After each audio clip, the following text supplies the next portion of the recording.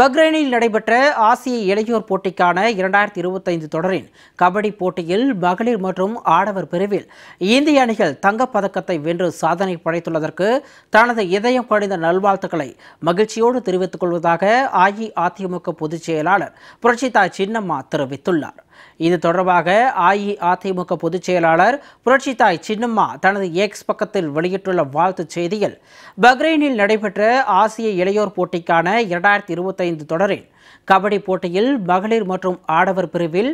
இந்திய அணிகள் தங்கப் பதக்கத்தை வென்று சாதனை படைத்துள்ளதற்கு தனது இதயம் கனிந்த நல்வாழ்த்துக்களை தெரிவித்துள்ளார். இந்திய பெண்கள் கபடி அணியின் துணை கேப்டனாக இடம்பெற்று அணியின் வெற்றிக்கு முக்கிய காரணமாக திகழ்ந்த சென்னை கண்ணகி நகரைச் சேர்ந்த வீராங்கனை கார்த்திகாவிற்கும்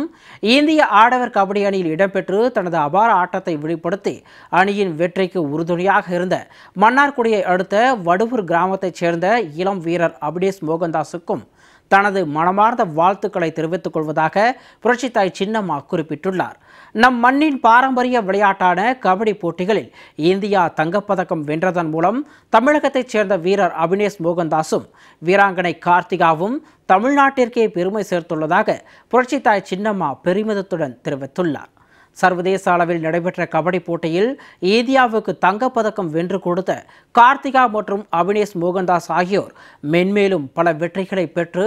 வாழ்க்கையில் மிகப்பெரிய உச்சத்தை அடைய வேண்டும் என எல்லாம் வல்ல ஆண்டவனை வேண்டிக் கொள்வதாகவும் புரட்சித்தாய் சின்னம்மா தெரிவித்துள்ளார்.